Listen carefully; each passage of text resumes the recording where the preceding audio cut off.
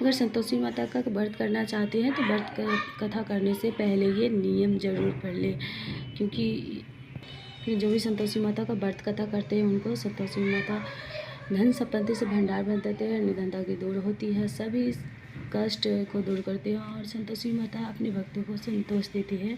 तो पहले उनके नियम भी चलिए तो स्टार्ट करते हैं। संतोषी माता का जय, संतोषी माता की जय।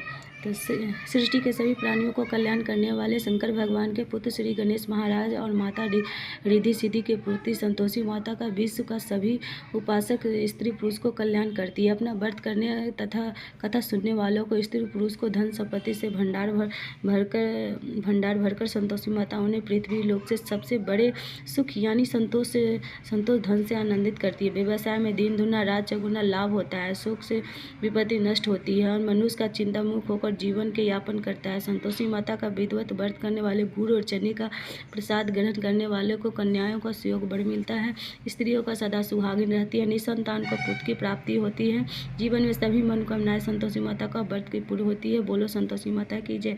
संतोषी माता का व्रत शुक्रवार को ही किया जाता है। शुक्रवार को सूर्योदय से पूर्व उठ का स्नादित करके मंदिर में जाकर संतोषी माता का पूजा करें। पूजा के समय एक कलश में ताज़ा स्वच्छ जल भरकर रखें। उस कलश में एक पात्र रखें और उस पात्र में गुड़ और चने भरकर घी का दीपक जलाकर संतोषी माता का कथा सुननी चाहिए।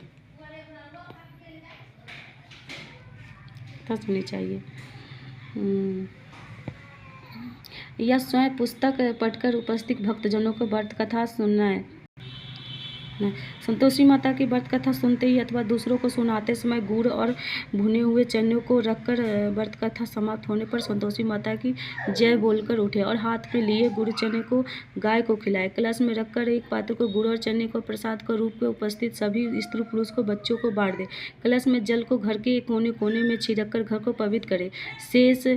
शेष बचे हुए जल को तुलसी के पौधे में डाल दे। संतोषी माता व्रत में खटाई का किसी भी रूप में प्रयोग नहीं करना चाहिए। संतोषी माता का प्रसाद के लिए 1.25 रुपये के गुड़ और चने का बहुत होते हैं, क्योंकि संतोषी माता अपने भक्त को 1.25 रुपये के गुड़ और चने का प्रसाद को बहुत पसंद करती है।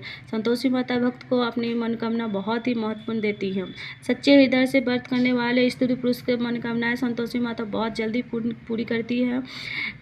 संतोषी माता का अनुकंपा से जब व्रत करने वाले स्त्री पुरुष की मनोकामना पूरी हो जाए तो उसे व्रत का उद्यापन करना चाहिए। उद्यापन में 2.5 सेर गेहूं के आटे, पूड़ी, हलवा, खीर व चने का साग बनाए। किसी भी वस्तु को खटाई का प्रयोग न करें। उद्यापन के दिन विधिवत घी का दीपक जलाकर संतोषी माता की पूजा करें। फिर आरती के बाद सबको गुड़ और चने का प्रसाद बांटकर कलश में भरे जल को घर में छिड़क कर घर को आसपास लड़कों को बुलाकर भोजन कराए। ब्राह्मणों को लड़कों को भी भोजन करा सकते हैं। भोजन के बाद दक्षिणा में लड़कों को रुपयों को पैसे न देकर कोई फल देना चाहिए, लेकिन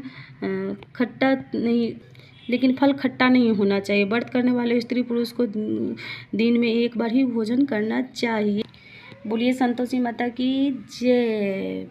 ये रहा मेरे संतोषी माता। एक कलश है, कलश के ऊपर एक ये पत्र है, उसमें है चने और गुड़, यहाँ है घी का दीपक है, यहाँ पे घंटी है, ये भुंजा हुआ चना है और ये गौ माता का है जो हमने हाथ में लेकर पूजा किया है। ये फूल है जो भगवान को यहाँ पे मैंने एक मंदिर में ये संतोषी माता की पूजा कर रही हूँ।